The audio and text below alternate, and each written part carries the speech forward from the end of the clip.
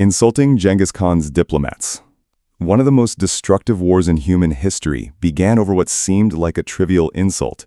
In the early 1200s, Genghis Khan, leader of the Mongol Empire, was technically at peace with the Khwarezmian Empire.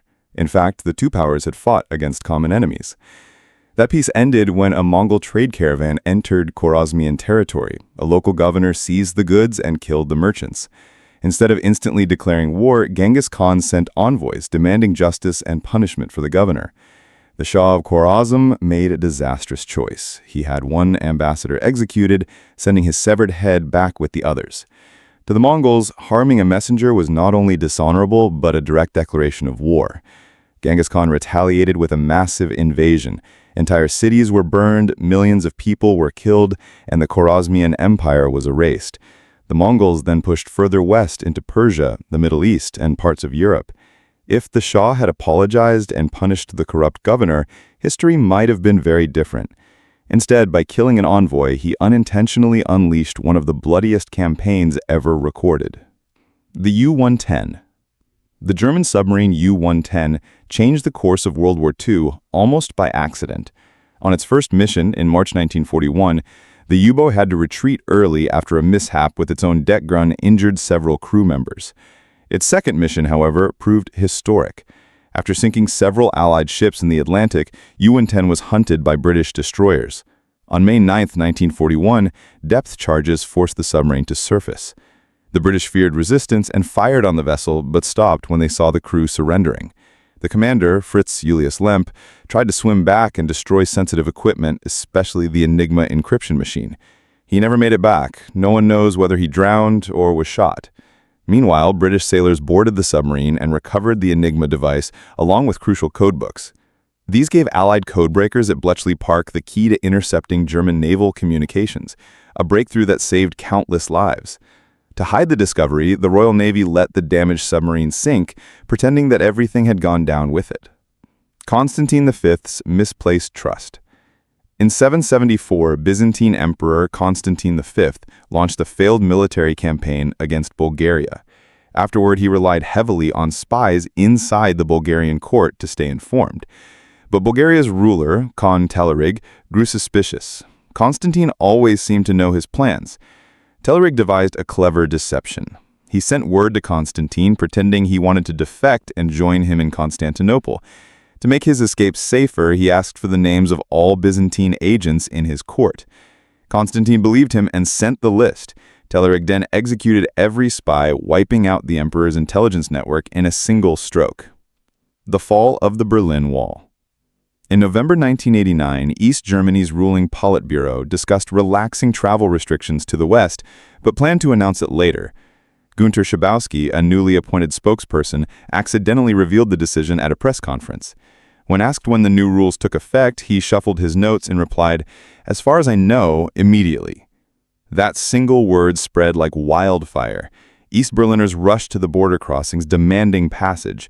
Confused border guards had no clear orders, but had also heard the press conference. Unsure what to do, they eventually opened the gates. Crowds surged across, hugging friends and family on the other side. By late evening on November 9, 1989, people were climbing on the Berlin Wall and tearing it apart. Whether Schabowski made a mistake or acted deliberately, his words triggered the collapse of one of the most infamous barriers in history. The Four Pests Campaign. In the late 1950s, Mao Zedong launched the Four Pests Campaign. The goal was to eliminate rats, flies, mosquitoes, and sparrows, blamed for disease and crop loss. The crusade against sparrows was the most disastrous. Millions of people destroyed nests, smashed eggs, and chased the birds until they died of exhaustion. With sparrows nearly eradicated, insect populations, especially locusts, exploded. Crops were devastated, worsening the already severe famine caused by misguided farming policies. Tens of millions of people starved to death. By 1960, the government abandoned its war on sparrows and quietly replaced them with bedbugs as the fourth pest. Thomas Midgley Jr.'s inventions. In 1921, chemist Thomas Midgley Jr., working for General Motors, discovered that adding tetraethyl lead to gasoline eliminated engine knocking. The fuel spread globally, despite factory workers suffering hallucinations, nerve damage, and death. Later, in the late 1920s, Midgley also developed Freon, the first chlorofluorocarbon, hailed as a safe refrigerant and later used in aerosols. Decades later, scientists discovered that CFCs were destroying Earth's ozone layer, which shields the planet from harmful UV rays. Midgley's solutions had unintended catastrophic effects, leading some historians to call him the man who harmed Earth's atmosphere more than any other individual. Stricken with polio in 1944, he invented a pulley system to move himself in and out of bed. Tragically, he became entangled in the ropes and died. Whether by accident or design remains debated. The Nuclear Bear Incident.